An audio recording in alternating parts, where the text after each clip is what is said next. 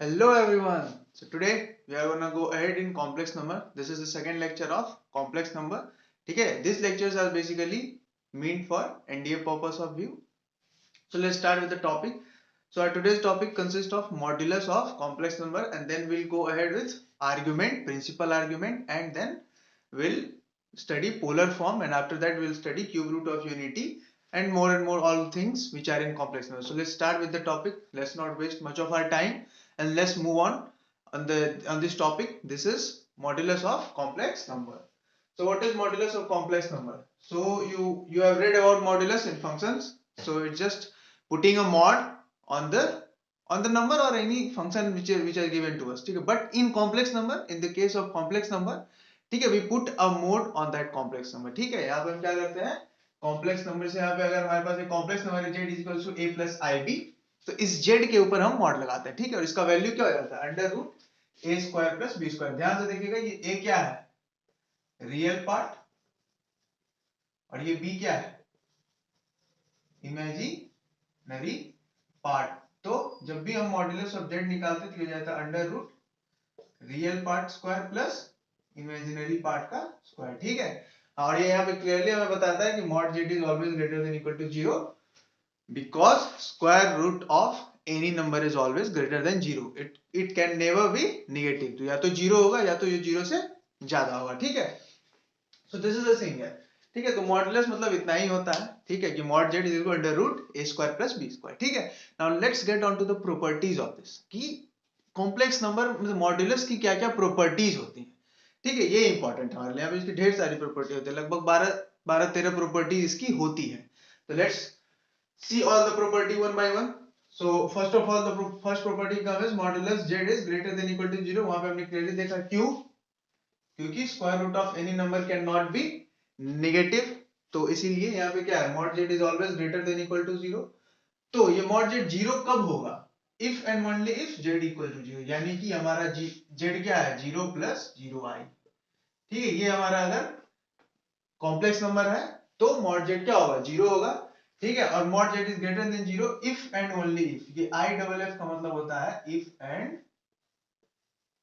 Only if, means only this condition. ठीक है, तो यहाँ पे z क्या है, 0 नहीं, यानी कि z अगर 0 के अलावा कुछ भी है तो उसका मॉड हमें क्या मिलेगा, 0 से बड़ा मिलेगा. मॉड कभी भी 0 से छोटा नहीं होता. ठीक है, मॉड कभी भी हमारा नेगेटिव नहीं होता.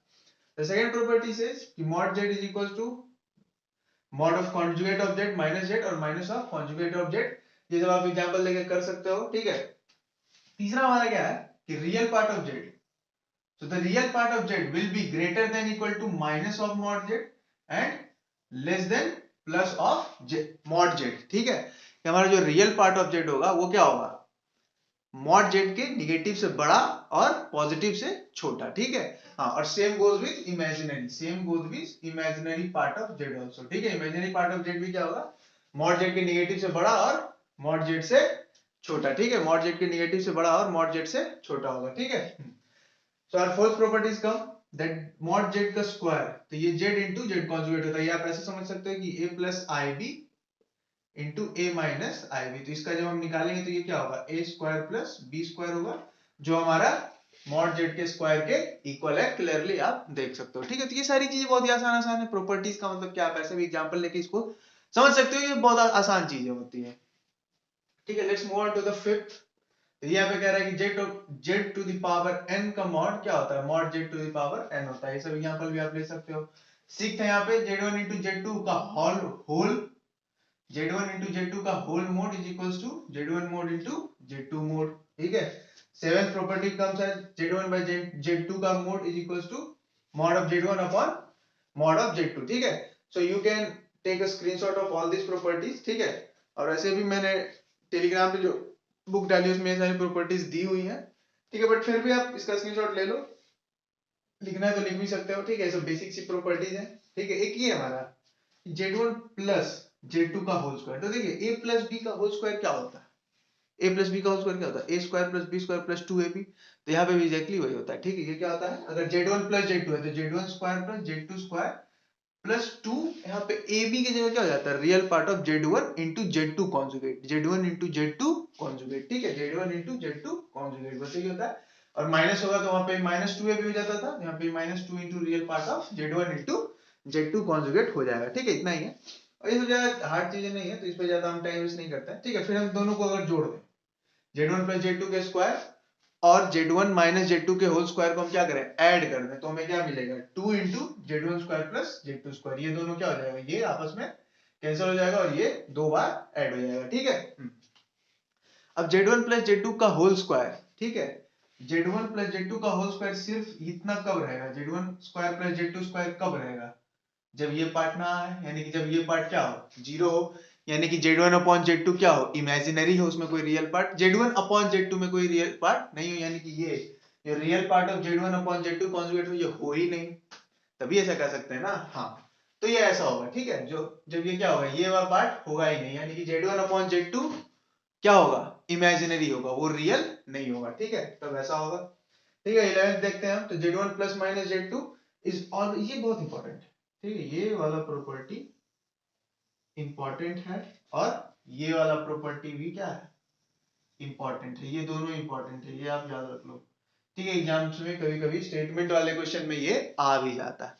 ये ऐसा है कि z1 प्लस माइनस z2 का mod, z1 plus minus z2 का mod is always less than z1 mod plus z2 mod। ठीक है, और this is always greater than, this is always greater than, this is always greater than z1 minus z1 mod minus z2 mod। ये आप याद रख लो। ठीक है, ये दो इंपॉर्टेंट प्रॉपर्टी है। ठीक है, ये दो बहुत ही ज्यादा इंपॉर्टेंट प्रॉपर्टी आपको याद होना चाहिए, इसका यूज भी क्वेश्चंस में आ जाता है। ठीक है, और हमारा लास्ट प्रॉपर्टी क्या है, a z1 minus b z2 का whole square plus bz1 plus az2 का whole square is equals to a square plus b square into z1 square plus mod z2 square. तो ये सब है कि ये सब एग्जांपल लेके आप समझ सकते हो। ठीक है, तो मेन प्रॉपर्टी ये है और ये है। ठीक है, इसका आप यूज क्वेश्चंस में कर सकते हो। ठीक है, ये सब बस समझने के लिए प्रॉपर्टी। ठीक है, बाकी वैसे कुछ इसमें खास नहीं, बाकी आप क्वेश्चंस बनाओगे तो आपको अच्छे से समझ में आएगा। तो मैं बेटर यही बोलूंगा कि आप मॉड निकालने हैं तो आपको आ गया होगा।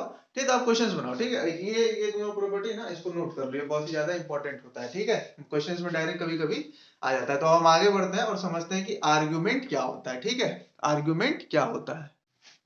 सो our next topic is argument of a complex number. ठीक है, तो देखिए आर्ग्यूमेंट ऑफ कॉम्प्लेक्स नंबर को निकालने के लिए ना सबसे पहले हमको क्या समझना होगा कि कॉम्प्लेक्स नंबर का ज्योमेट्रिक रिप्रेजेंटेशन क्या होता है। ठीक है, अब ज्योमेट्रिक रिप्रेजेंटेशन का मतलब क्या होता है, अगर हम एक लीनियर इक्वेशन का ज्योमेट्रिक रिप्रेजेंटेशन करते हैं, इसका मतलब क्या है कि हम उसको एक कार्टेशियन प्रोडक्ट, कार्टेशियन प्लेन पे हम क्या कर रहे हैं, उसको, उस पॉइंट को रिप्रेजेंट कर रहे हैं। ठीक है, या फिर लाइन को रिप्रेजेंट कर रहे हैं। ठीक है, जो उस इक्वेशन को क्या करता है, कंसिस्ट करता है। ठीक है, तो इसी तरह से ना हम कॉम्प्लेक्स नंबर को ये क्या करेंगे, एक प्लेन पे क्या करेंगे, प्लॉट करेंगे। तो हम आर्गुमेंट को समझने के लिए सबसे पहले क्या समझेंगे, geometric representation of complex number समझेंगे। ठीक है, और अगर वो हमको समझ में आ जाए तो हम आर्गुमेंट भी निकाल लेंगे। ठीक है, प्रिंसिपल आर्गुमेंट भी समझ जाएंगे और हम polar form of a complex number भी आसानी से निकाल लेंगे। ठीक है, तो let's get on to the topic. ठीक है, argument of a complex number. Suppose we have a complex number x plus i y. तो हमारे पास एक कॉम्प्लेक्स नंबर है x प्लस आई वाई। ठीक है, अब इसको ज्योमेट्रिकली हमको क्या करना है, रिप्रेजेंट करना है। तो देखिए कॉम्प्लेक्स नंबर को रिप्रेजेंट करने के लिए हमारे पास एक स्पेशल टाइप ऑफ प्लेन होता है। तो इस स्पेशल टाइप ऑफ प्लेन को हम बोलते हैं कॉम्प्लेक्स प्लेन या आर्गन प्लेन। ठीक है, कॉम्प्लेक्स प्लेन या आर्गन प्लेन, ये भी बिल्कुल सेम उसी की तरह होता है हमारा। ठीक है, जो हमारा कार्टेशियन प्लेन होता है उसी के जैसा होता है ये। इसके पास भी x एक्सिस और y एक्सिस होता है। ठीक है, यहाँ पे जो हमारे पास x एक्सिस है इसको हम क्या बोलते हैं, रियल एक्सिस बोलते हैं। ठीक है, और y एक्सिस इसको हम क्या बोलते हैं, ठीक है, इस y एक्सिस को हम क्या बोलते हैं, इमेजिनरी एक्सिस बोलते हैं। ठीक है, now what is the reason, इसको हम ऐसा क्यों बोलते हैं। ठीक है, तो उसको हम समझेंगे। अब हम समझेंगे कि इस कॉम्प्लेक्स नंबर को इस प्लेन पे हमको रिप्रेजेंट करना है तो क्या करना होगा। ठीक है, इसको अगर हमें रिप्रेजेंट करना है तो क्या करना होगा। देखिए बहुत ही सिंपल है, बहुत ही आसान सा चीज है। ठीक है, यहाँ पे देखिए हमारे पास क्या है, ये एक रियल नंबर है और ये भी एक क्या है, y भी एक रियल नंबर है। तो यहाँ पे एक पॉइंट हम बनाते हैं x और y। ठीक है, अब इस पॉइंट को हम यहाँ पे क्या करते हैं, प्लॉट कर दें आसानी से। इस पॉइंट को हम वहां पे प्लॉट कर दें आसानी से और वही हमारा क्या होगा, point of that complex number. ठीक है, और वहीं से हम क्या करेंगे, geometrical representation of this complex number करते हैं, ठीक है। अब उसका और ओरिजिन के, उस पॉइंट का और ओरिजिन के बीच का जो डिस्टेंस होता है, ठीक है, उस पॉइंट का और ओरिजिन के बीच का जो डिस्टेंस होता है, ठीक है, उस या फिर वो जो लाइन होती है, ठीक है, वही होता है ना, लाइन या डिस्टेंस, बात वही है, ठीक है, दो पॉइंट के बीच का डिस्टेंस बोले या फिर उसको हम एक लाइन सेगमेंट बोले, बात वही से होता है, ठीक है। अब वो एक्स एक्सिस के साथ, ठीक है, जो एंगल बनाता है थीटा, वही हमारा क्या होता है, आर्गुमेंट। देखिए समझते हैं इसको। यहाँ पे अगर हम मान लीजिए इस पॉइंट को यहाँ पे प्लॉट किए P, ठीक है, एक्स वाई, तो हम इसको ओरिजिन के साथ क्या किया, ऐसे किया, ठीक है। तो ये यहाँ पे क्या हुआ, y हुआ, और ये क्या हुआ, x हुआ, ठीक है। इस पॉइंट को हम Q बोल रहे हैं, ठीक है। तो यहाँ पे जो ये पॉजिटिव ऑफ x, ये जो थीटा बनेगा, ठीक है, यही हमारा क्या होता है, आर्ग्यूमेंट होता है। यही हमारा क्या होता है, आर्ग्यूमेंट ऑफ z होता है। इसको हम लिखते कैसे हैं, ऐसे लिखते हैं, आर्ग्यूमेंट ऑफ z, ठीक है। अब इसका हम वैल्यू कैसे निकालेंगे, ठीक है, अब हम इसका वैल्यू कैसे निकालेंगे ये देखिए। तो इसको देखिए, अगर हम tan थीटा करते हैं तो ये क्या होगा, y बाई एक्स होगा, यानी जब हम थीटा निकालेंगे तो ये क्या होगा, tan inverse y by x, ठीक है, ये tan inverse y by x होगा। अब देखिए क्लियरली, देखिए ये y क्या है, इमेजिनरी पार्ट ऑफ z है, और x क्या है, रियल पार्ट ऑफ z है। तो थीटा यहाँ पे क्या हो गया, tan इनवर्स, ठीक है, imaginary part of z upon real part of z, ठीक है। Theta is equal to tan inverse imaginary part of z upon real part of z, यही हमारा क्या होता है, आर्गुमेंट होता है। तो ये हमारा आर्गुमेंट है, ठीक है, ये हमारा क्या है, आर्गुमेंट है। अब हमको इससे क्या निकालना होता है, प्रिंसिपल आर्गुमेंट निकालना होता है। क्या निकालना होता है, प्रिंसिपल आर्गुमेंट निकालना होता है। तो हम ये समझेंगे कि प्रिंसिपल आर्गुमेंट क्या होता है, ठीक है। अब हम ये समझेंगे कि प्रिंसिपल आर्गुमेंट क्या होता है, ठीक है। आई थिंक समझ गए होंगे आप लोग कि आर्गुमेंट क्या होता है, ठीक है। और ये बहुत ही आसान है। अगर हमारे पास एक नंबर दिया है, ठीक है, अगर आप इसे समझ लीजिए, ऐसे दिया है z is equal to 1 plus root 3i, इसका अगर हमको आर्गुमेंट निकालना है तो सबसे पहले हम क्या करेंगे, tan theta is equal to क्या हो जाएगा, ये y बाई एक्स, यानी कि रूट 3/1। अब देखिए tan theta is equal to क्या हो गया, रूट 3। तो tan थीटा रूट 3 कब होता है, 60 पे होता है ना, यानी कि पाई बाई 3 पे होता है। तो थीटा का वैल्यू हमारा क्या आ गया, पाई बाई 3, यानी कि आर्गुमेंट ऑफ z क्या हो गया, आर्गुमेंट ऑफ z क्या हो गया, पाई बाई 3, ठीक है। तो ये हमारा होता है आर्गुमेंट। अब हम बात करते हैं प्रिंसिपल आर्गुमेंट की, ठीक है। अब हम प्रिंसिपल आर्गुमेंट की बात करते हैं, ये प्रिंसिपल आर्गुमेंट क्या होता है, ठीक है।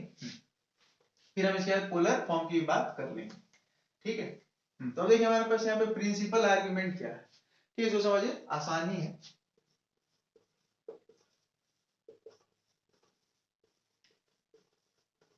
प्रिंसिपल आर्गुमेंट, तो ये ज्यादा कुछ नहीं होता है, ठीक है। प्रिंसिपल आर्गुमेंट होता है कि जो हमारा थीटा है, ठीक है, वो कहां से कहां के बीच में लाई करेगा, ये जो हमारा थीटा है वो कहां से कहां के बीच में लाई करेगा,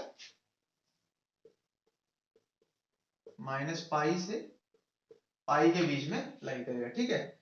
वो माइनस पाई से पाई के बीच में लाई करेगा। इसी को हम क्या बोलते हैं, प्रिंसिपल वैल्यू ऑफ आर्गुमेंट बोलते हैं, ठीक है। इसी को हम क्या बोलते हैं, प्रिंसिपल वैल्यू ऑफ आर्गुमेंट बोलते हैं। अब ये क्वाड्रेंट टू क्वाड्रेंट वेरी करता है, ये क्या करता है, क्वाड्रेंट टू क्वाड्रेंट वेरी करता है, ठीक है। ये अब क्या करेगा, क्वाड्रेंट टू क्वाड्रेंट वेरी करेगा। जैसे कि कैसे वेरी करेगा, ठीक है, मैं मतलब बता दे रहा हूं। अगर हमारे पास, तो ये 4 ही क्वाड्रेंट होता है, आपको अच्छे से पता होगा,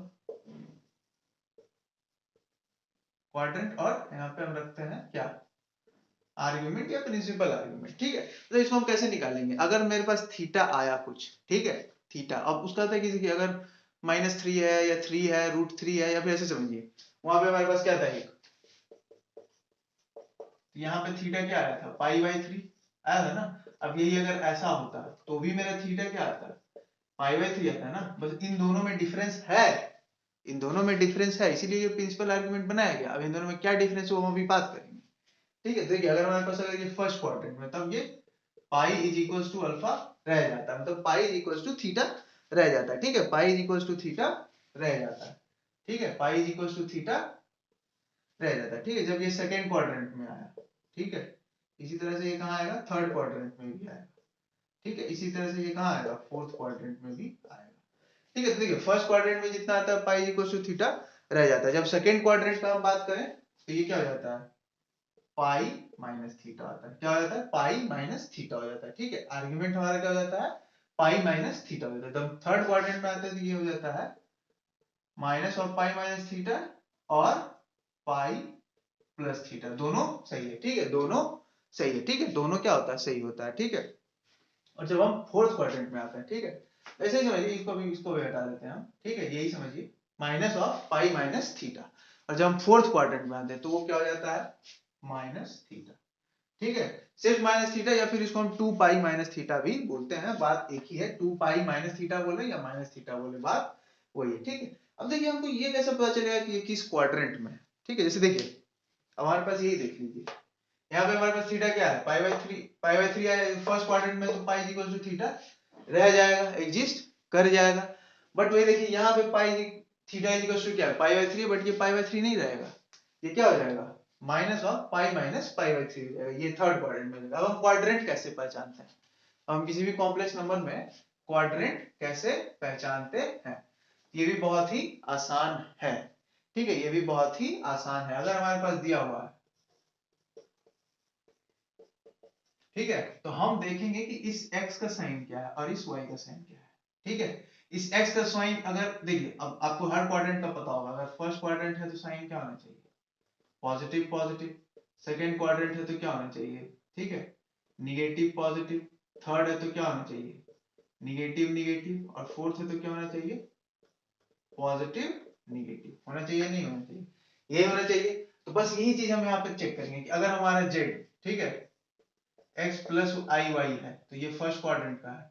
अगर हमारा z क्या है, minus x plus i y है, तो ये देखिए माइनस है x के साथ और y के साथ क्या है, प्लस है, तो ये सेकंड क्वाड्रेंट आ गया, ठीक है। अगर z हमारे पास माइनस एक्स माइनस आई वाई है तो ये क्या हो गया, थर्ड क्वाड्रेंट में है। और अगर हमारे पास z क्या है, x माइनस आई वाई है, तो x के पास क्या है, प्लस है, y के पास क्या है, माइनस है, तो वो फोर्थ क्वाड्रेंट में आ जाएगा। तो यहाँ से हमें ये पता लग पाएंगे कि क्वाड्रेंट क्या है। अब देखिए यहाँ से थीटा से हम क्या निकाल सकते हैं, आर्गुमेंट निकाल सकते हैं, और उससे हम क्या निकाल सकते हैं, ये प्रिंसिपल आर्गुमेंट, मतलब उसी के हेल्प से हम क्या निकाल सकते हैं, आर्गुमेंट अच्छे से निकाल सकते हैं। क्योंकि हमारा ये जो यहाँ पे जो निकलता है ना, ये हमारा एक्चुअली में क्या होता है, ये जो यहाँ से हमारा टेन थीटा का वैल्यू आता है ना, वो प्रिंसिपल आर्गुमेंट होता है, वो माइनस पाई से पाई के बीच में होता है, ठीक है, वो कहां से कहां के बीच में होता है, माइनस पाई से पाई के बीच में होता है, ठीक है। अब हमको उसको क्या करना है, 360 डिग्री के अंदर लाना है, उसको हम क्या करना है, चारों क्वाड्रेंट्स के अंदर लाना है। क्यों, क्योंकि ये सारी जो इसके पॉइंट्स हैं वो तो चारों क्वाड्रेंट में आएंगे ना।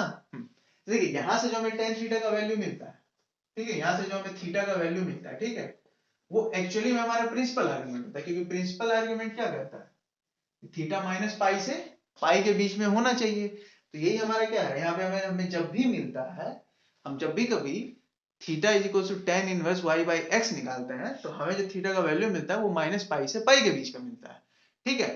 But that is principal argument, वो एक्चुअल आर्गुमेंट नहीं है। एक्चुअल आर्गुमेंट निकालने के लिए हमको क्या होना पड़ेगा, यहाँ जाना पड़ेगा, क्वाड्रेंट्स में, क्वाड्रेंट्स के अंदर जाना पड़ेगा, देखना पड़ेगा वो किस क्वाड्रेंट में है, उस क्वाड्रेंट में थीटा की वैल्यू क्या रह जाती है वो चेक करना होगा, ठीक है, तब हमारा क्या हो जाएगा, आर्गुमेंट निकलेगा। तो यही होता है बेसिकली, मतलब यही है हमारा आर्गुमेंट, ठीक है। अब इसके बाद एक और छोटा सा चीज आता है, ठीक है, और वो क्या है, पोलर फॉर्म, ठीक है। अब हम पोलर फॉर्म कैसे निकालते हैं, ठीक है, वो भी बहुत आसान है, देख लीजिए, ठीक है।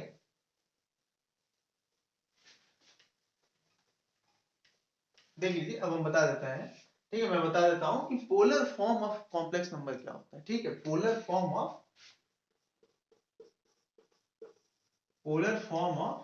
कॉम्प्लेक्स नंबर क्या होता है, ठीक है। Polar form of complex number क्या होता है, कॉम्प्लेक्स नंबर का पोलर फॉर्म क्या होता है, ये देखिए बहुत आसान। जैसे हमारे पास क्या है, z is equals to x plus i y है, ये नॉर्मल फॉर्म है। जब पोलर फॉर्म की हम बात करें तो z हमारा क्या बन जाता है, r of cos theta plus I sine. अरे बाप रे, ये क्या हो गया, cos theta sin theta trio आ गया कॉम्प्लेक्स नंबर के अंदर, ठीक है। बट ये बहुत आसान है, देखिए इसको समझिए। अगर हमारे पास, जैसे हमारे पास अभी क्या था एक, ठीक है, बहुत आसान है, बहुत ही आसान है, ठीक है। अगर देखिए यहाँ पे हम क्या है, पॉइंट लिए थे p एक्स वाई, ठीक है, ये ऐसा था, ठीक है, ये ऐसा था ना, यहाँ पे हम इसको ऐसे रखे थे,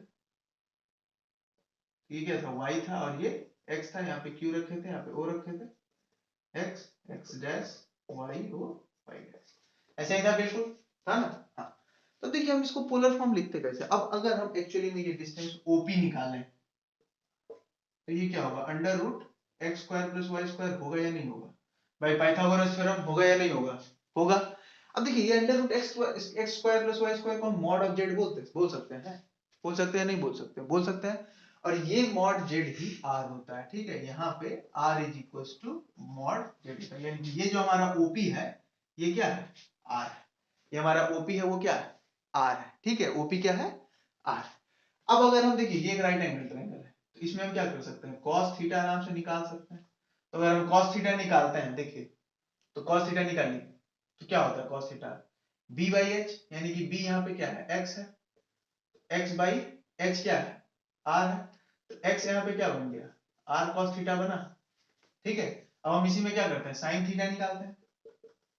तो साइन थीटा क्या होता है? पी बाई एच, यानी पी बाई एच, तो वाई बाई आर, तो वाई क्या हो गया? आर साइन थीटा हो गया। हो गया कि नहीं हो गया? हो गया। तो हम x के जगह पे r cos थीटा रख दें और y की जगह पे r sin थीटा रख दें, यानी कि हम इसमें अब x की जगह पे हम क्या रख दें? r cos theta plus y की जगह पे क्या रख दें? r sin थीटा रख दें। इसमें से हम क्या कर लें?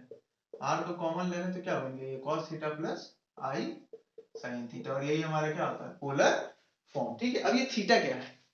थीटा, दिस इज थीटा, ठीक है। अभी जस्ट हमने पढ़ा थीटा का वैल्यू हम कैसे निकालते हैं? tan inverse y by x, यही हमारा क्या होता है? थीटा का वैल्यू होता है। अभी जस्ट हमने किया तो थीटा का वैल्यू आ गया, ठीक है। तो ये लीजिए आपका पोलर फॉर्म आ चुका है। यानी कि अगर हमको आर्गुमेंट निकालना आ जाए, अगर हमको प्रिंसिपल आर्गुमेंट निकालना आ जाए, तो प्रिंसिपल आर्गुमेंट से हम क्या निकाल लेंगे? आर्गुमेंट निकाल लेंगे, और उसी से हम क्या निकाल लेंगे? और उसी प्रिंसिपल आर्गुमेंट से हम क्या निकाल लेंगे? पोलर फॉर्म में निकाल लेंगे, और ये इतना ही आसान होता है, ठीक है। तो नाउ आई थिंक मैंने आपको बहुत अच्छी तरीके से आर्गुमेंट, प्रिंसिपल आर्गुमेंट और पोलर फॉर्म अच्छे से समझा दिया है, ठीक है। अब हम कुछ आर्गुमेंट की कुछ प्रॉपर्टीज को देखेंगे। अब हम आर्गुमेंट की कुछ प्रॉपर्टीज को देखेंगे, ठीक है। तो आई थिंक आपको अच्छे से ये समझ में आ गया होगा कि ये पोलर फॉर्म बना कैसे, ये पोलर फॉर्म बना कैसे, और आप भी इसको बना सकते हो। इसमें एक बहुत ही इंटरेस्टिंग चीज है, इसमें एक बहुत ही इंटरेस्टिंग चीज है, एक मैं ऐसे समझता हूँ शॉर्ट ट्रिक टाइप का, ठीक है, कि अगर आपको आर्गुमेंट निकालना है तो आप उस वे से ना जाके इस वे से भी आप आसानी से निकाल सकते हैं। हालांकि वो वे भी बहुत ही आसान होता है, बट अगर आपको पोलर फॉर्म दिया हो किसी चीज का तो आप आसानी से निकाल सकते हो, ठीक है। देखो कैसे, आपको ये पता है ना कि r cos थीटा क्या है? x के इक्वल है। तो सपोज, ठीक है, सपोज मेरे पास एक z है, ठीक है, 1 प्लस रूट 3 i, ये मेरे पास एक कॉम्प्लेक्स नंबर है, ठीक है। इसका हमको आर्गुमेंट निकालना है। इसका हम सबसे पहले देखेंगे r क्या है? X square plus y square, ठीक है। तो 1 प्लस 3, ये क्या होता है? 1 प्लस 3 4 होता है, यानी कि r क्या हो गया? अंडर रूट 4, यानी कि 2 आ गया। तो r तो 2 है, तो देखिए r cos theta is equal to क्या होता है? x होता है ना, यानी कि 1 हुआ। r क्या है? 2, cos theta is equal to 1, तो cos थीटा यहाँ पे क्या आ गया? 1/2। तो cos थीटा 1/2 कब होता है? 60 पे होता है या नहीं होता है? यानी कि थीटा वैल्यू क्या है? पाई/3। अब हम बस क्वाड्रेंट देख लेंगे, तो ये हमारा क्या है? फर्स्ट क्वाड्रेंट, थीटा से थीटा इज इक्वल टू पाई/3। तो आप ये ट्रिक भी यूज कर सकते हो, ठीक है। साइन थीटा से भी कर सकते हो, साइन थीटा से भी कर सकते हो, ठीक है। और sine theta is equal to y, उससे भी कर सकते हो। तो ये बस आपको समझना है, इसलिए मैंने आपको बता दिया कि ये cos थीटा sin थीटा क्या है, ठीक है। आप इससे भी आर्गुमेंट निकाल सकते हो, ठीक है। ये भी एक तरीका आपके आर्गुमेंट निकालने का हो सकता है। आप सिर्फ r cos थीटा को पिक कर लो, आप x आपके पास अगर है तो r cos थीटा पिक कर लो। क्वाड्रेंट का आपको पता तो यहीं से चल जाएगा ना, यहाँ से, ये किस क्वाड्रेंट में है, ठीक है। अगर ये यहाँ पे माइनस होता तो ये क्या होता? माइनस होता, ये होता माइनस, ये होता माइनस। तो cos थीटा -1/2 कब आता है? cos थीटा -1/2 कब आता है? जब वो इधर मतलब ये उसका माइनस में आ जाएगा, -60, यानी कि 120 डिग्री पे आ जाएगा। 120 पे आएगा ना, तो 120 पे आएगा, सिंपली है। तो 120 कितना होता है? तो यहाँ पे भी हम क्या लेंगे? माइनस और पाई/3 ही लेंगे ना। अब ये देखिए किस क्वाड्रेंट में है? सेकंड। तो सेकंड क्वाड्रेंट में क्या होता है? पाई माइनस थीटा, यानी कि पाई प्लस पाई/3, 4 पाई/3, 4 पाई/3 हमारा क्या हो जाएगा? आर्गुमेंट हो जाएगा, ठीक है। तो बस यही समझना है, ठीक है। तो बस आपको अब जो तरीका आपको आसान लगे आप उससे बना सकते हो। बस मैंने बता दिया कि r cos थीटा x होता है और r sin थीटा y होता है, ठीक है। बाकी आपको पोलर फॉर्म में निकालने आ गया होगा, ठीक है। नाउ आई थिंक ये सारी चीज आपको आ गया होगा। अब हम आर्गुमेंट की प्रॉपर्टी देखेंगे और फिर हम आगे बढ़ेंगे, ठीक है। तो देखते हैं कि अब हम आर्गुमेंट की प्रॉपर्टीज क्या क्या है। सो अब हम देखते हैं प्रॉपर्टीज ऑफ आर्गुमेंट क्या होता है, ठीक है। प्रॉपर्टीज ऑफ आर्गुमेंट क्या होता है? अब देखिए, अब आपको समझ में आ गया कि आर्गुमेंट क्या है। देखो बहुत ही आसान चीज है, प्रिंसिपल आर्गुमेंट समझ में आ गया, आर्गुमेंट समझ में आ गया होगा, और हमारा पोलर फॉर्म भी समझ में आ गया। अब हम देखते हैं कुछ प्रॉपर्टीज ऑफ आर्गुमेंट, ठीक है। मैं थोड़ी देर के लिए हट जाता हूँ, आप इसका स्क्रीनशॉट लेना है ले सकते हो, ठीक है। अगर नोट डाउन भी करना है तो पॉज करके आप नोट डाउन कर सकते हो, ठीक है। अब हम इसको समझते हैं कि प्रॉपर्टीज ऑफ आर्गुमेंट्स क्या है। तो सबसे पहला हमारा कि argument of z conjugate is equal to minus of argument of z, ये हमारा है और ये हमारा बहुत जरूरी है, ठीक है। इसको हमको हमेशा समझ के रखना है। अब ये माइनस क्यों लग जाता है, तो वो क्वाड्रेंट के कारण, क्योंकि जब हम किसी भी चीज का क्या निकालते हैं, कॉन्जुगेट निकालते हैं, तो क्या होता है y वाला, यानी कि इमेजिनरी पार्ट क्या हो जाता है, निगेटिव हो जाता है, यही होता है ना। तो हमारा वो क्या हो जाता है, क्वाड्रेंट चेंज हो जाता है, इस कारण से ये ऐसा होता है, ठीक है। फिर वही सेकंड है हमारा कि argument of z1 into z2, तो argument of z1 plus argument of z2 हो जाता है, ठीक है। सिमिलरली यहाँ पे वही है z1 into z2 है, तो हम अभी देखें कि z किसी का कॉन्जुगेट क्या होता है, माइनस होता है, तो यानी कि यहाँ पे क्या हो जाएगा, माइनस लग जाएगा, तो ये हो गया हमारा, ठीक है। हमारा थर्ड है। फोर्थ देखते हैं यहाँ पर argument of z to the power है, तो ये पावर जो था वो कहाँ आ गया, आगे आ गया, और आर्गुमेंट ऑफ जेड उधर मल्टीप्लाई हो गया, ठीक है। फिर हमारा ये फिफ्थ, ये बिल्कुल लॉग के जैसा है, ये वाला भी और ये वाला भी, ये दोनों क्या है, बिल्कुल लॉग के जैसा है, ठीक है। लॉग अगर आप पढ़े होंगे तो आपको इतना तो पता चल गया होगा कि ये बिल्कुल क्या है, लॉग जैसा है, ठीक है। देखिए z one upon z two है, तो ये माइनस हो गया, ठीक है। ये फिर जेड अपॉन जेड कॉन्जुगेट है, तो two into argument of Z हो गया, ठीक है। अब यहाँ पे एक देखिए ये भी है, ठीक है, होल स्क्वायर वाला, ये भी कुछ नहीं है, अगर प्लस माइनस होल स्क्वायर है तो ये z square plus z one square plus z two square तो होगा, फिर plus two z one z two cos theta one minus theta two जाता है, ठीक है। Cos theta one minus theta two यहाँ पे आ जाता है, ठीक है। यहाँ पे थीटा वन क्या है, आर्गुमेंट ऑफ जेड वन, और थीटा टू क्या है, आर्गुमेंट ऑफ जेड टू होता है, ठीक है। कुछ भी इसमें अलग नहीं है, कुछ भी वैसा खास नहीं है, ठीक है। देखिए mod of z one plus z two is equal to mod of z one minus z two only when argument of z1 minus argument z2 pi by 2, यानी कि दोनों के आर्गुमेंट को माइनस करें तो 90 डिग्री आए, यानी कि दोनों के आर्गुमेंट में क्या हो, 90 डिग्री का डिफरेंस हो, तब ऐसा होता है, ठीक है। और z1 plus z2 is equal to z1 का मॉड और z2 का मॉड तभी होगा जब दोनों का आर्गुमेंट क्या होगा, इक्वल होगा, दोनों का आर्गुमेंट क्या होगा, इक्वल होगा, ठीक है। अब देखिए argument of zero is not defined, अब ऐसा क्यों होता है, क्योंकि अगर देखिए जीरो, कोई भी कॉम्प्लेक्स नंबर जीरो कब है, जब वो जीरो प्लस जीरो आई है, और उसका थीटा निकालने के लिए हमको क्या करना पड़ेगा, जीरो अपॉन जीरो करना होगा, और zero upon zero is an indeterminate form, ठीक है। ये इनडिटरमिनेट फॉर्म का कोई सॉल्यूशन नहीं होता है, ये इस इनडिटरमिनेट फॉर्म के बारे में हम कैलकुलस में पढ़ेंगे, तो इसीलिए ये क्या होता है, एकदम नॉट डिफाइंड, ठीक है, दिस इज नॉट डिफाइंड, ठीक है। और किसी का भी आर्गुमेंट जीरो जब भी होता है, इसका मतलब क्या है, वो रियल है, यानी कि उसमें क्या है, कोई इमेजिनरी पार्ट नहीं है, क्योंकि देखिए किसी के भी डिनोमिनेटर में जीरो आता है तो वो चीज अनडिफाइंड हो जाती है, किसी के न्यूमरेटर में जीरो होता है तभी तो जीरो होता है, यानी कि अब न्यूमरेटर में क्या होता है आर्गुमेंट निकालने के वक्त, इमेजिनरी पोर्शन, यानी कि हमारा वो क्या है, इमेजिनरी पार्ट जीरो है, तब तो यहाँ पे आर्गुमेंट भी क्या आ रहा है, जीरो आ रहा है, ठीक है। तो ये इतना सिंपल है, ठीक है। अब हम पढ़ेंगे दो और चीज हमारे पास क्या है बाकी है, ठीक है। एक होता है हमारा square root of complex number, वो हमारा पहला हो जाएगा, और दूसरा हम पढ़ेंगे क्यूब रूट ऑफ यूनिटी। तो क्यूब रूट ऑफ यूनिटी बहुत ही जरूरत पड़ता है इसका, ठीक है, बट ये भी बहुत ही आसान है, ठीक है, बहुत ही सिंपल सा है। तो हम आगे देखते हैं, ठीक है, square root of complex number, अब इसका स्क्रीनशॉट भी ले सकते हो, ठीक है। और हमारा नेक्स्ट टॉपिक होगा square root of complex numbers, ठीक है। So let's move on to the next topic, that is square root of complex number। तो हमारा अगला टॉपिक क्या है, square root of complex number. ये देखिए बहुत ही छोटा और बहुत ही आसान सा टॉपिक है, ठीक है। इसमें कुछ नहीं रहता है, फॉर्मूला है बस, उसको हमको क्या रखना है, याद रखना है, ठीक है।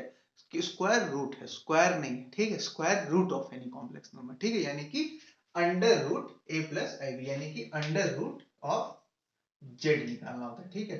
अब इस फॉर्मूले को नोट कर सकते हो वैसे, ठीक है, बट ये बहुत ही आसान है, मैं इसे समझा देता हूँ, ठीक है। ये होता है इक्वल्स टू प्लस माइनस। अब प्लस माइनस क्यों लगाते हैं, क्योंकि जब भी हम किसी भी चीज को अंडर रूट के बाहर लाते हैं तो दोनों में होता है, जैसे देखिए plus two into plus two भी प्लस फोर होता है, और minus two into minus two भी क्या होता है, प्लस फोर होता है, इसलिए हम किसी भी स्क्वायर रूट के बाहर प्लस माइनस का साइन जरूर लगाते हैं, ठीक है। आते हैं ये ऐसा ही, ठीक है, प्लस माइनस अंडर रूट, ठीक है, half into mod Z plus A और plus I under root half into mod Z minus A, ये हमारा होता है व्हेन बी इज पॉजिटिव, यानी कि जब ये इमेजिनरी पार्ट वाला पॉजिटिव है तब हमारा स्क्वायर रूट ऑफ जेड ये होता है, ठीक है। और जब ये बी निगेटिव है, जब ये बी क्या है, निगेटिव है, तो हमारा यहाँ पे क्या हो जाएगा बस, ठीक है, half mod Z plus A, और यहाँ पे प्लस की जगह क्या आ जाएगा, माइनस आ जाएगा, और ये क्या बन जाएगा, हाफ मॉड जेड माइनस ए, ठीक है। बस इन दोनों में इतना ही डिफरेंस होता है, ठीक है। यही हमारा क्या है, square root of complex number होता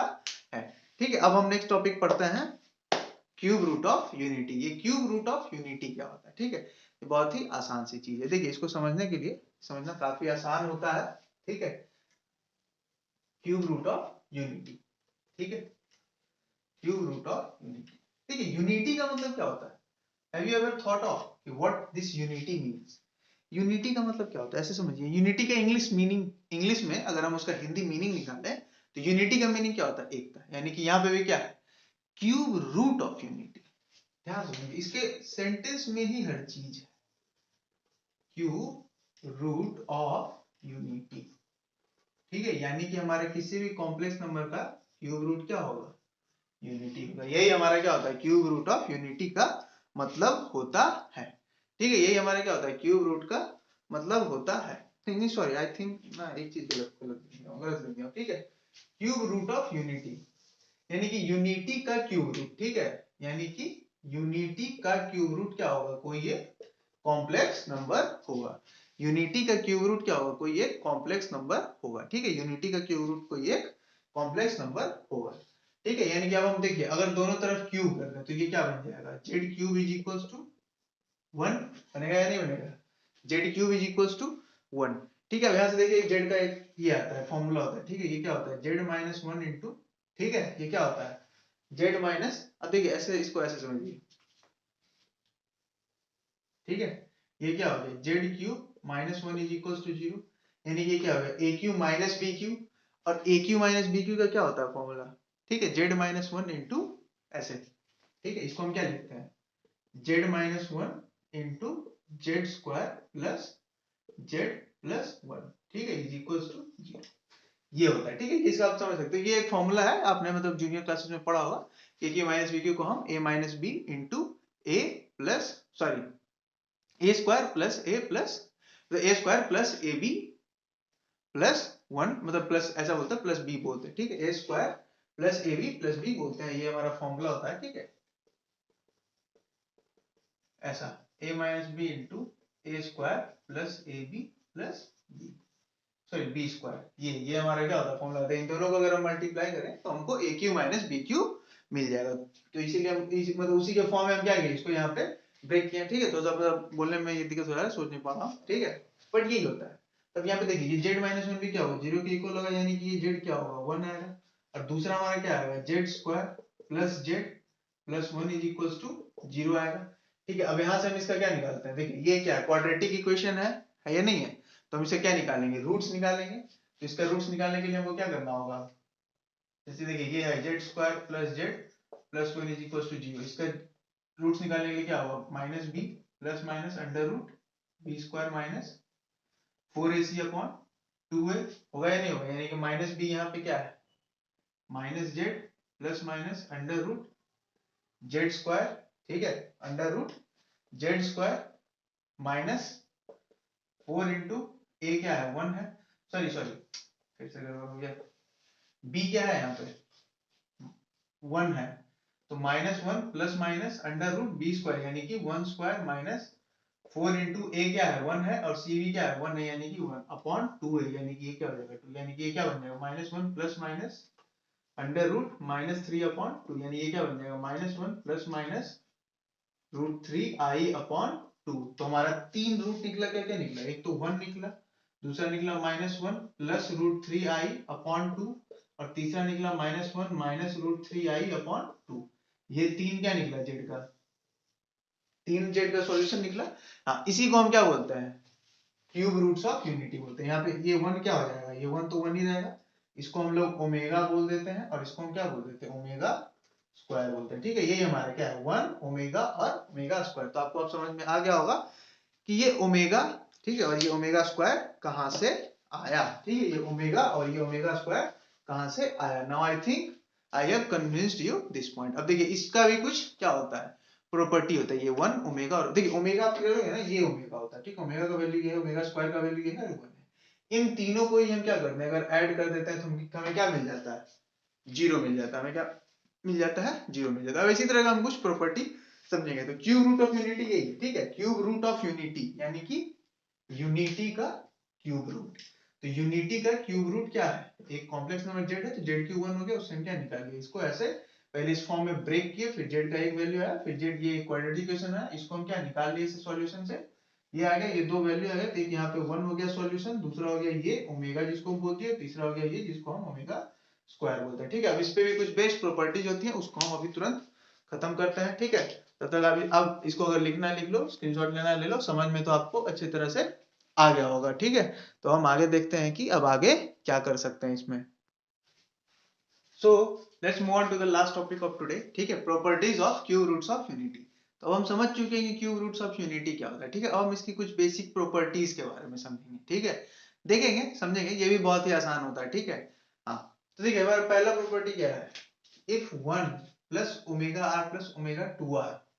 ठीक है, यहाँ पे अगर r 3 का मल्टीपल है, जैसे देखिए यहाँ पे r अगर 3 का मल्टीपल है, अब जैसे समझिए देखिए आयोटा था हमारे पास, जब हम आयोटा के बारे में पढ़े थे तो आयोटा में क्या होता था, उसके पावर में जो मल्टीपल 4 का आ जाता था तो वो क्या बन जाता था, 1 बन जाता था। वैसे ही सेम ओमेगा होता है, अगर इसके पावर में 3 आ जाता है या 3 का मल्टीपल आ जाता है तो ये भी 1 बन जाता है। तो अगर ये r और 2r 3 का मल्टीपल है तो ये भी 1 बन जाएगा, ये भी 1 बन जाएगा, टोटल सम कितना हो जाएगा, 3 हो जाएगा। ठीक है, और अगर ये r का मल्टीपल नहीं है, सॉरी 3 का मल्टीपल नहीं है, ठीक है सॉरी, ठीक है, अगर ये 3 का मल्टीपल नहीं है तो ये क्या हो जाएगा, 0 हो जाएगा। ठीक है, क्या हो जाएगा, 0 हो जाएगा। ठीक है, फिर देखिए अगला 1 प्लस ओमेगा स्क्वायर 0 होता है, आप चेक कर सकते हो।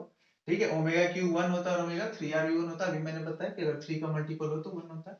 अगर कुछ भी पावर है उसको हम 3 से डिवाइड करके निकाल सकते हैं, जितना रिमाइंडर बचेगा वही हमारा क्या हो जाएगा, फाइनल पावर हो जाएगा। ठीक है, अब हम किसी भी चीज को 3 से डिवाइड करते हैं तो तीन ही रिमाइंडर पॉसिबल है, 0 1 एंड 2। अगर आपने 9th क्लास में रिमाइंडर थ्योरम पढ़ा हो तो आपको अच्छे से ये बात पता होगा कि अगर हम किसी भी नंबर से डिवाइड करते हैं तो उसका रिमाइंडर कितना होता है, उससे कम, तो यानी 0 1 और 2 ही हो सकता है रिमाइंडर, 3 से किसी भी चीज को डिवाइड करेंगे। यानी कि ओमेगा का कुछ भी पावर हो उसको अगर हम 3 से डिवाइड करें तो यही तीन पॉसिबल रिमाइंडर्स हैं। तो अगर 0 बच रहा है तो वो 1 बन जाएगा, यानी कि 3 से डिवाइड हो रहा है, और या तो 1 और 2 बच रहा है तो सिंपली जो रिमाइंडर बच रहा है वो पावर हो जाएगा। अगर यहाँ पे हमारे पास पावर में कुछ भी है उसको हम 3 से डिवाइड कर दें तो। ठीक है, अब देखिए omega and omega square are the roots of this equation, अभी हमने निकाला है। ठीक है, फिर देखिए आर्गुमेंट ऑफ ओमेगा इज 2π/3 और argument of omega square is 4π/3। तो ये मैं आपके ऊपर छोड़ रहा हूँ, आप इसको एक बार निकाल के खुद देख लो, क्योंकि अब आपको पता है कि ओमेगा क्या है ओमेगा स्क्वायर क्या है, मैंने जस्ट अभी बताया थोड़ी देर पहले। ठीक है, तो देखिए अब इसी तरह से क्या था, क्यूब रूट ऑफ यूनिटी था, यानी कि क्यूब रूट ऑफ 1 था। अब यहाँ पे अगर मान लीजिए क्यूब रूट ऑफ -1 हो तो इसका क्या क्या पॉसिबल वैल्यू है, तो बस सब में क्या करेंगे, हम माइनस लगा देंगे और वही तीन वैल्यू हमारा होता है। ठीक है, अब देखिए लास्ट वाला क्या लिखा है, cube roots of unity lie on the unit circle mod z is equals to 1 and it divides its circumference in 3 equal parts। ये क्या है, देखिए बहुत सिंपल है, कुछ हार्ड नहीं। mod z is equals to 1 यानी कि देखिए अभी हमने पढ़ा था ना वो प्लेन, ये क्या था, mod z ही तो था, यानी कि यहाँ पे क्या है, mod z1 है, यानी कि ये रेडियस है मेरा, और इस रेडियस से हम क्या करेंगे, एक सर्कल बनाएंगे। तो ये जो मेरा क्यूब रूट्स ऑफ यूनिटी है, यानी कि ये 1 ओमेगा और ओमेगा स्क्वायर, ये उस सर्कमफेरेंस को क्या करेगा, तीन इक्वल पार्ट्स में डिवाइड करेगा। बस यही हमारा क्या है, इतना ही हमारा इसका प्रॉपर्टीज होता है। ठीक है, अब आप इसके बेस्ट क्वेश्चन बनाओ। ठीक है, फिर मैं कल से क्वेश्चंस को लाऊंगा, क्वेश्चंस बनवाऊंगा। ठीक है, थोड़ा बहुत छोटा मोटा टॉपिक और बच गया है एक दो, तो उसको कर लेने के बाद ठीक है कल से हम फिर क्वेश्चंस करेंगे इसके ऊपर, कॉम्प्लेक्स नंबर के ऊपर, और फिर देखेंगे कि आगे हम क्या इसमें और अच्छे कर सकते हैं। ठीक है, मैं कोशिश करूंगा कि इस बार अच्छे अच्छे क्वेश्चंस लाऊं। ठीक है, धीरे धीरे मैं भी अपने आप को इम्प्रूव कर रहा हूँ। आज थोड़ा बहुत कैमरा में दिक्कत भी हुआ है। ठीक है, कभी थोड़ी बहुत ये थोड़ा सा खिसक खिसक गया है। ठीक है, तो आज भर के लिए आप मैनेज कर लो। ठीक है, कोशिश करूंगा कि अगले वीडियो से ऐसा कुछ ना हो हमारे पास, मतलब मेरे से। ठीक है, तो मतलब इस ग्लिच के लिए I am very very sorry. ठीक है, so if you really like the hard work we are putting on to your preparations, so do subscribe this channel. ठीक है, सब्सक्राइब करो, ठीक है, लाइक करो, ठीक है, सपोर्ट करो हमें भी, ताकि हम भी आपको क्या करें, एक अच्छा से अच्छा कंटेंट प्रोवाइड करवा सकें। ठीक है, अपना बेस्ट आपके आपके मतलब सक्सेस के ऊपर दे सकें। ठीक है, हाँ, ताकि हम भी आपकी मतलब इस सक्सेस की जर्नी में हमारा भी कहीं एक छोटा सा कंट्रीब्यूशन हो। ठीक है, so thank you for watching my video guys. ठीक है, आज के लिए बस इतना ही। ठीक है, अब हम अगले वीडियो में देखते हैं, बाकी बचा हुआ जो हमारा थ्योरेटिकल पार्ट है कॉम्प्लेक्स नंबर का, उसको करते हैं। फिर उसके बाद इसके ऊपर अच्छे अच्छे क्वेश्चंस करेंगे और फिर हम आगे बढ़ेंगे, और हमारा most probably next chapter trigonometry होने वाला है। So it's going to be very interesting guys, ठीक है। तो देखते हैं अब आगे क्या करते हैं। And happy new year to all of you, ठीक है। इस नए साल में आप अच्छे अच्छे रिजोल्यूशंस लो, ठीक है। और इस एग्जाम को क्लियर करो, ठीक है। बहुत ही इंपॉर्टेंट चीज होता है लाइफ में इस एग्जाम को क्लियर करना। ये written is the first stage, if you clear the written examination then after comes SSB, ठीक है। फिर हम लोग उसके बारे में बात करेंगे रिटन एग्जामिनेशन के बाद, ठीक है। तो अभी फिलहाल आप अपने रिटन पे फोकस करो, ठीक है। फिर देखते हैं कि हम लोग क्या कर सकते हैं, ठीक है। So thank you for watching video guys, ठीक है। And all the very best, prepare prepare hard, ठीक है। And happy new year to all of you, ठीक है। Bye bye for today and meet you tomorrow.